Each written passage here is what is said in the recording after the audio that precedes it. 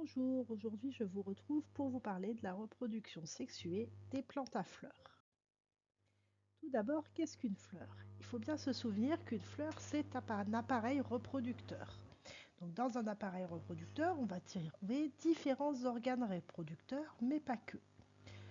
On trouve dans un premier temps des pétales et des sépales. Donc ces deux parties-là ne servent pas à proprement dit à la reproduction. Ce sont des pièces dites stériles. Elles n'interviennent pas dans la reproduction. Elles interviendront pour attirer les différents insectes ou protéger les étamines et les pistils. Nous avons ensuite les organes reproducteurs. Les étamines qui contiennent le pollen sont les organes reproducteurs mâles de la plante et le pistil qui contient en son fond une partie bombée qu'on appelle l'ovaire avec à l'intérieur ici représenté en bleu l'ovule. Ça, c'est les organes reproducteurs femelles de la plante.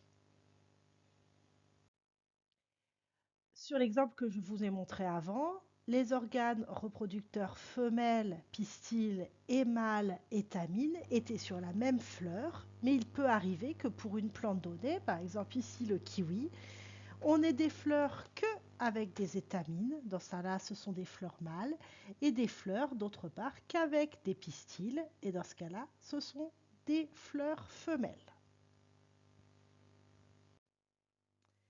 Donc, quelles sont les étapes de la reproduction sexuée des plantes à fleurs? Ici, on est bien dans de la reproduction sexuée puisqu'on va parler de mâles et de femelles qui vont se rencontrer pour donner un nouvel individu. Les étamines contiennent des grains de pollen qui vont devoir aller à la rencontre du pistil. Cette étape-là, c'est ce que l'on appelle la pollinisation. La pollinisation, elle peut être facilitée par différents agents de pollinisation. On peut avoir par exemple une pollinisation par le vent.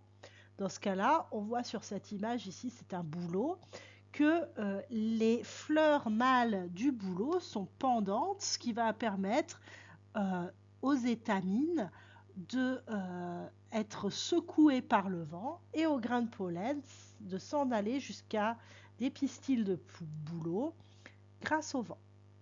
On peut avoir aussi une célèbre pollinisation par les insectes. Donc ici, on voit une abeille dans une fleur de pissenlit.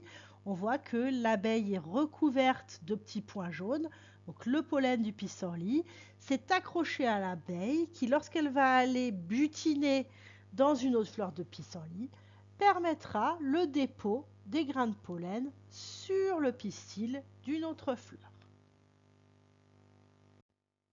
Une fois cette pollinisation réalisée, le grain de pollen qui se trouve en contact avec le pistil va germer et former un long tube que l'on appelle le tube pollinique. Ce long tube va permettre aux gamètes mâles qui se trouvent dans le grain de pollen d'aller retrouver l'ovule, ici en rose, tout au fond de l'ovaire. On a donc ici un gamète mâle qui va rencontrer un gamète femelle. Les deux vont fusionner, c'est ce qu'on appelle la fécondation. La fécondation chez les plantes à fleurs est interne, elle a lieu au niveau de l'ovaire et donc elle va être à l'origine d'une cellule œuf, comme toutes les fécondations. Cette cellule œuf va se développer pour former un embryon qui, chez les plantes à fleurs, se retrouvera dans une graine.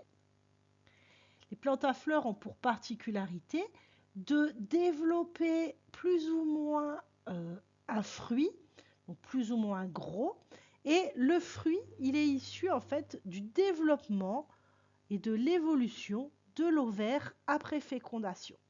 Donc l'ovaire sur la fleur ici est représenté en rouge et vous voyez qu'il grossit sur le dernier schéma et devient un fruit.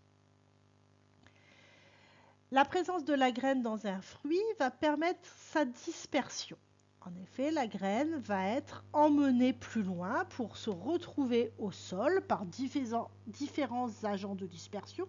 Ça peut être à nouveau des animaux qui mangent le fruit et lorsqu'ils vont faire leurs besoins vont avoir juste les graines dans leurs excréments qui vont se retrouver au sol, par exemple, mais ça peut être aussi des fruits qui sont transportés par le vent. C'est le cas notamment, par exemple, des célèbres akènes de pissenlit, donc les fruits du pissenlit, lorsque vous soufflez et que vous faites envoler tous les petits fruits du pissenlit. Une fois qu'elle va être au sol, la graine va germer, c'est la germination, et c'est ce qui formera le nouvel individu. On a bien, dans le cas des plantes à fleurs, une reproduction puisque l'on forme un nouvel individu qui est sexué puisqu'on voit qu'elle fait intervenir un gamète mâle, un gamète femelle et une fécondation.